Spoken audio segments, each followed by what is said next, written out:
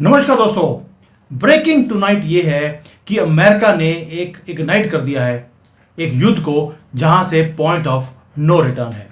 आपको मालूम है कि डोनाल्ड ट्रंप ने जो यूएसए के बंकर बस्टर बॉम्ब्स होते हैं उनको यूज किया और यूज किया है पहली बार। ये कभी भी पहले यूज नहीं हुआ है और ईरान का जो न्यूक्लियर हार्टलैंड है उसको पूरा तबाह करने की क्लेम किया है।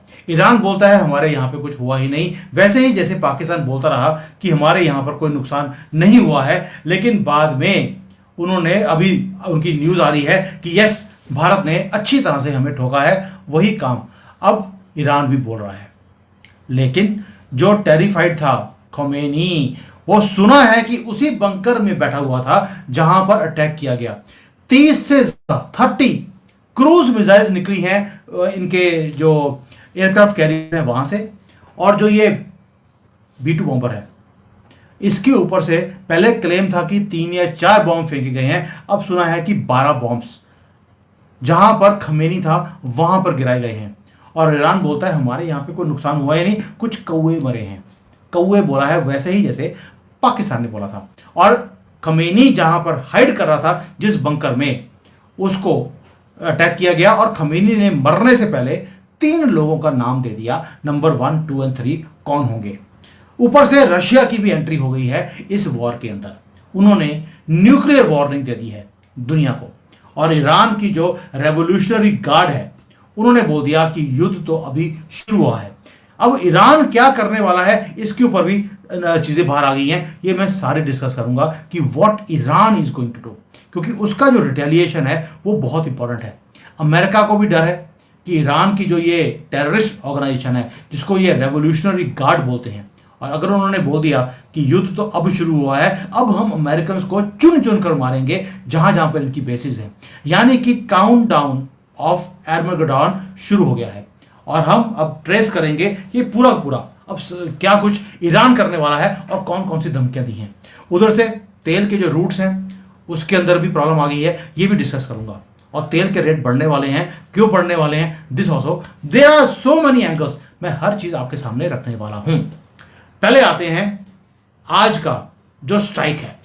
आपको मालूम है ट्रंप ने तो स्ट्राइक कर दिया और 6 GBU-57 बंकर बस्टर बॉम्ब्स, ये वाले ये छोटे मोटे नहीं हैं दोस्तों। ये ईरान के जो डीपेस्ट न्यूक्लियर फोर्ट्रेस था 300 फुट नीचे माउंटेन के रॉक्स के नीचे, ये वहां पे जाकर इसने बस्ट किया है। और सैटेलाइट की जो इमेजेस है वो कंफर्म करती हैं कि जो डस्ट है रेडियो एक्टिव वो हवा में आया है, जबकि ईरान क्लेम करता है कि हमारे यहाँ पर कोई प्रॉब्लम है ही नहीं क्योंकि हमारे पास तो कोई बॉम्ब था ही नहीं। यानी कि अब कंटेमिनेशन का रिस्क वो बढ़ता जा रहा है ईरान के अंदर। आपको याद है कि जब भारत ने पाकिस्तान में भी उनके न्यूक्लियर एसेट्स को डिस्ट्रॉय किया था, वहां पर अमेरिकन जो प्लेन्स थे रेडिएशंस को चेक करने वाले वो वहां पहुंचे थे, लेकिन पाकिस्तान ने बोल दिया था कि हमारे यहाँ कोई प्रॉब्लम नहीं है क्योंकि नाक बचानी जरूरी होती है। इसलिए क्योंकि मूछें तो होती नहीं है, बकरी वाली दाढ़ी होती है, तो नाक नहीं होगी तो देखने में अच्छे नहीं लगेंगे, इसलिए नाक बचानी इनको जरूरी होती है। बट अब ट्रंप ने क्या बोला है? ट्रंप ने बोला कि जो मैंने किया है ये खमेनी को एंटिसिपेटेड था। और जो न्यूयॉर्क टाइम्स है उन्होंने बोल दिया कि भाई जो खमेनी है अब उसकी तरफ से कोई इंफॉर्मेशन नहीं आ रही, कोई डिजिटल फुटप्रिंट नहीं है उसके पास, कोई कम्युनिकेशन का नेटवर्क नहीं है। यानी कि अब वो बंकर में है नहीं है, मर गया 72 होर्स के पास एंजॉय कर रहा है, या वहां से ऑलरेडी उसको निकाल दिया गया है और किसी और अनडिस्क्लोज्ड गटर में बैठा है, वो अभी पता नहीं है।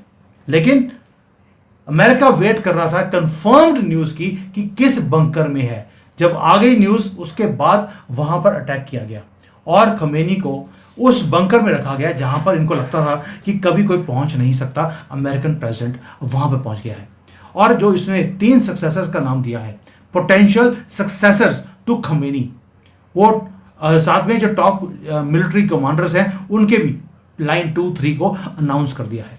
लेकिन जो इसका अपना बेटा है मोज्तबा खमेनी, वो लिस्ट के अंदर है ही नहीं, ना कमांडर की लिस्ट में और ना ही खमेनी का सक्सेसर, क्योंकि खमेनी को मालूम है कि जिस दिन मैं मर गया उसके बाद जो 3 है उनको 3 दिन में उनको भी ऊपर पहुंचा दिया जाएगा, इसलिए अपने बेटे का नाम नहीं दिया है। जबकि हमेशा बोलता रहा कि मेरे मरने के बाद मेरा बेटा खलीफा बनेगा। लेकिन मरने के डर से, अब देखिए अल्लाह की कसम खा के बोलता है ये कि मैं अपने बेटे को नेक्स्ट खमेनी बनाऊंगा, लेकिन झूठी कसम निकली, नहीं बनाया। अब आता है कि रजीम का जो सर्वाइवल मोड है वो शुरू हो गया है। रशिया की रजीम ने अपने आप को बचाने के लिए जो करना चाहिए वो करना शुरू कर दिया। लगता है कि खमेनी गया, अब रशिया बीच में आ गया। भाई उन्होंने भी एक न्यूक्लियर स्केल का थ्रेट दे दिया। पुतिन ने बोला है कि अगर, पुतिन नहीं सॉरी, जो इनका स्पोक्स पर्सन है क्रेमलिन का, दमित्री पेस्कोव, उन्होंने क्या बोला कि अगर खमेनी को आपने मार दिया तो एक ऐसा ग्लोबल कॉन्सिक्वेंसेस शुरू हो जाएंगे जो डेवास्टेटिंग होंगे सबके लिए। और उन्होंने साथ में यह भी बोल दिया कि मेरा, यानी कि रशिया का और ईरान का एक म्यूचुअल डिफेंस पैक्ट है जो जनवरी के अंदर ही खमेनी ने साइन करवाया था कि अगर खमेनी मरा या ईरान की रेजिम को चेंज करने की कोशिश करी तो रशिया बीच में कूद जाएगा। सिर्फ धमकी दी है, कूदेगा नहीं ये मुझे लगता है, क्योंकि पुतिन को अपना वॉर जो यूक्रेन के साथ है उसको पहले खत्म करना है। अब आते हैं ईरान के ऊपर। ईरान क्या करेगा? ईरान ने ऑलरेडी बोलना शुरू कर दिया है कि भाई हम तो रिवेंज लेंगे, स्विफ्ट होगा, ब्रूटल होगा रिस्पॉन्स हमारा। और जो इनकी रेवोल्यूशनरी गार्ड कमांडर्स हैं उन्होंने बोल दिया युद्ध तो अभी शुरू हुआ है। अब उन्होंने बोला है 3 चीजें वो करने वाले हैं। एक है जो इनका स्ट्रेट ऑफ हॉर्मोस है, ये इसके अंदर ये उसको ब्लॉक करने वाले हैं। ये खबर है जो मैं आपको दिखा रहा हूं, ये सारे वो ऑयल टैंकर्स हैं जो वहां पर खड़े हैं। 50 से ज्यादा टैंकर हैं जो ऑलरेडी जल्दी से तेल भरवाकर वहां से निकलने की कोशिश कर रहे हैं, क्योंकि अगर ये चोक हो गया, बंद कर दिया ईरान ने, तो 30% दुनिया का जो ऑयल है वो इस पास में से निकल के जाता है। यानी कि, और उसके अगर जो टैंकर्स हैं उसको आग लगा दी हाउतीज ने, जो वो ये बोल रहे हैं, हाउतीज ने बोल दिया कि अब हम छोड़ेंगे नहीं, ना टैंकर्स को ना तेल को। तो ये कई दिनों तक आग बुझने वाली नहीं है, इतना ज़्यादा तेल होता है। और हाउतीज ने स्टेटमेंट दे दिया अब हम दिखाएंगे कि रिस्पॉन्स क्या होता है। दूसरा है एक सुनामी लेके आएगा ईरान। हिजबुल्ला शांत बैठा था इसी दिन के लिए। हिजबुल्ला के पास जो खबर है कि 1.5 लाख से ज़्यादा उनके पास रॉकेट्स हैं, और ये रॉकेट्स एक बार में इकट्ठे वो इजराइल के ऊपर दागने वाला है। अभी तक तो ईरान ने एक ही काम किया कि इजराइल का जो डिफेंस सिस्टम है उसको खत्म किया है, तोड़ा है और उसको पेनिट्रेट भी कर दिया। इजराइल के पास इतने अब एंटी मिसाइल बॉम्ब्स नहीं रहे।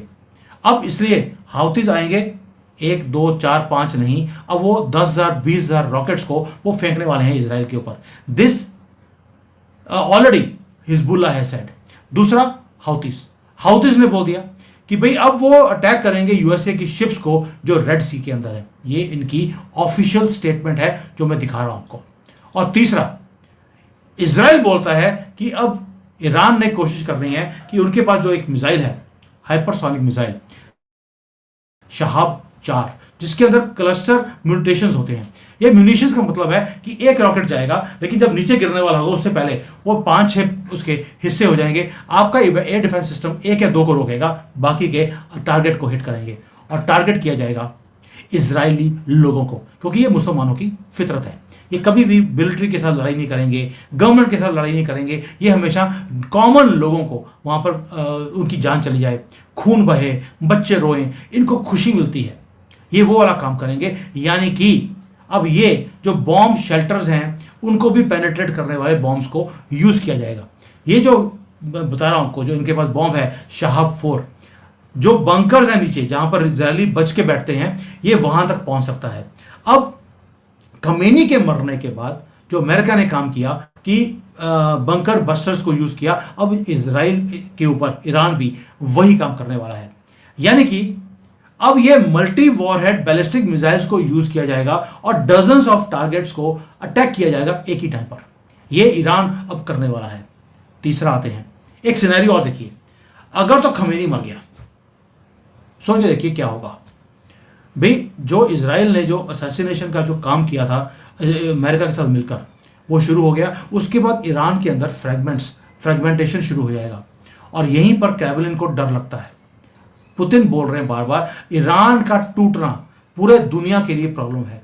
क्यों? वहां पे जो एथनिक ब्लडशेड होगा, कर्ड्स हैं, बलोच हैं, ये सारे के सारे मरने शुरू होंगे। वहां पर सड़कों पे लाशें बिछनी शुरू होंगी, वो भी रिटेलिएट करेंगे। ये काम पुतिन बार बार बोल रहे हैं कि ये काम मत करना, तुमने गद्दाफी के साथ, इराक के साथ, सबके साथ तुमने ये काम किया था, do not do that in Iran, क्योंकि ईरान के अंदर भी फैक्शंस बहुत ज़्यादा हैं।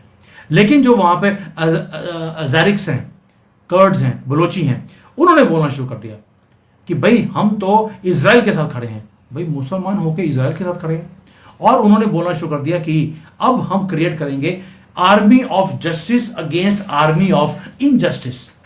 और उन्होंने बोलना भी शुरू कर दिया बलोचियों ने, कर्ड्स ने, कि हम जमीन के ऊपर प्रिपेयर कर रहे हैं ताकि हम इस रजीम को उखाड़ कर फेंक दें। रशिया इसी चीज के लिए डर रहा है कि जैसे सीरिया में एक सिविल वॉर शुरू हो गया है, अभी तक रुकने का नाम नहीं ले रहा, कहीं वही काम ईरान के अंदर शुरू ना हो जाए। Pro Khamenei and against Khamenei के लोग आपस में सड़कों पे आ गए हैं।